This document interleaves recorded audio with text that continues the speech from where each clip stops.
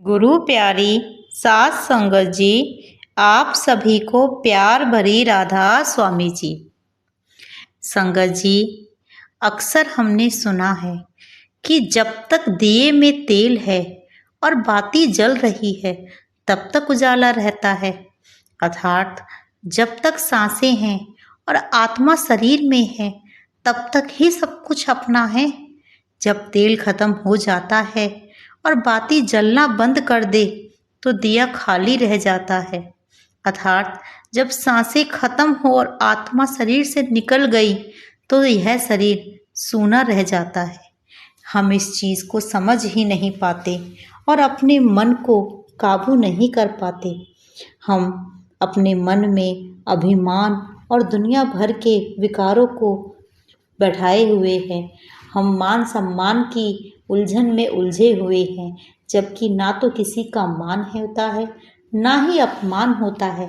फिर भी हम दुनिया के इस प्रलोभनों में फंसे हुए हैं। इसके लिए संत महात्माओं ने हमें एक उदाहरण के माध्यम से समझाया है कि एक नगर में एक जुलाहा रहता था।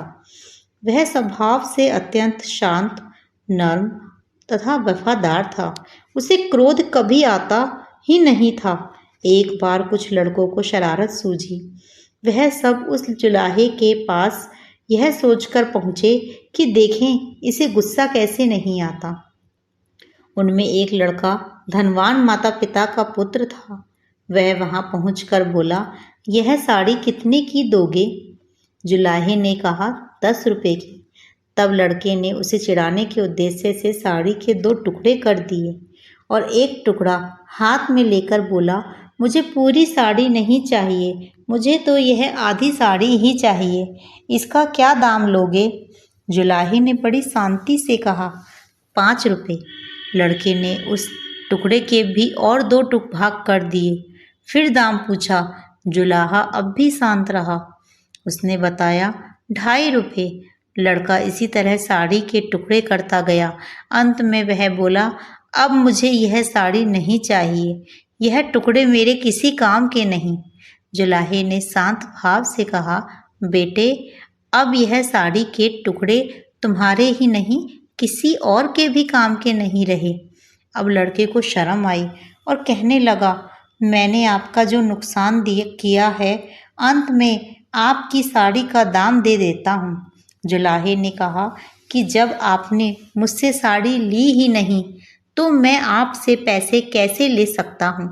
यह सुनकर लड़के का अभिमान जागा और वह कहने लगा कि मैं बहुत अमीर आदमी का बेटा हूँ और आप एक गरीब आदमी हो।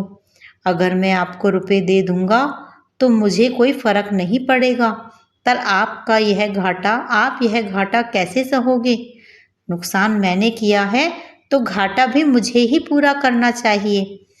वह जुलाहा मुस्कुराते हुए कहने लगा कि यह घाटा तुम पूरा कर ही नहीं सकते। सोचो, किसान का कितनी मेहनत लगी होगी, तब कपास पैदा हुआ होगा।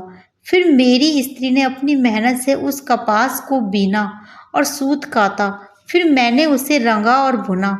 इतनी मेहनत तभी सफल होती जब इसे कोई पहनता और इसका उपयोग करता, इससे लाभ उठाता। पर तुमने इस साड़ी के टुकड़े टुकड़े कर डाले। इसका रुपयों से यह घाटा कैसे पूरा होगा? जुलाहे की आवाज़ में आक्रोश के स्थान पर अत्यंत दया और सौम्यता थी और लड़का शर्म से पानी पानी हो गया। उसकी आंखें भर आई और वह संत जी के पैरों में गिर पड़ा।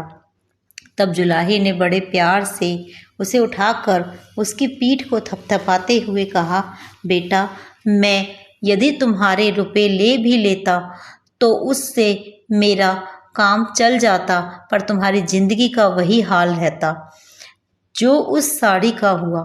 साड़ी एक गई, मैं दूसरी बना दूंगा, पर तुम्हारी जिंदगी एक बार अहंकार में नष्ट हो गई तो दूसरी जिंदगी कहाँ से लाओगे तुम? तुम्हारा पश्चाताप ही मेरे लिए बहुत बड़ी कीमत है। मुझे तुमसे कुछ और नहीं चाहिए। संत महात्मा हमें यही समझाते हैं। संत की ऊंची सोच और समझ ने लड़के का जीवन बदल दिया। ये कोई और नहीं, ये संत कबीर साहिब थे। हमारा भी हाल कुछ उस लड़के की ही तरह है। हमारा मन भी उस लड़के की तरह घमंडी हो गया है। यह मन उस कबीर की ही उस लड़के की ही तरह है, एक को परखता रहता है, हर एक को परखता रहता है और उस रास्ते को भूल गया कि जिस रास्ते पर हमें चलकर उस प्रभु को याद करते हुए भजन सिमरन करना है और उस कुल मालिक को याद करके जिस निज घर पहुंचना है। हमें हमारे सतगुरु ने नाम की बख्शीश दी है, पर हम फिर भी उसका निरंतर जाप नहीं करते। हमें अपने मन को काबू में रखकर इससे भजन सिमरन करवाना चाहिए, ताकि जिस कार्य के लिए हम इस संसार में आए हैं वह कार्य हमारा पूरा हो सके। इसलिए कुल मालिक को हर रोज याद करो, मन को अच्छे रास्ते पर लाकर इससे सिमरन करवाओ। जब तक यह मन अच्छे रास्ते पर नहीं चलेगा तब तक हम आध्यात्मिक कमाई में आगे नहीं बढ़ सकते। इसलिए हमें अपने मन में पश्चाताप की भावना रखते हुए इस संसार में रहते हुए आगे बढ़ते रहना है। पश्चाताप से हमारे मन में नम्रता आएगी और यह झुकना सीखेगा। जब यह झुकना सीख गया तो यह अपने आप ही परमार्थ के रास्ते पर आगे बढ़ता जाएगा और हमारा सच्चा मित्र बन जाएगा।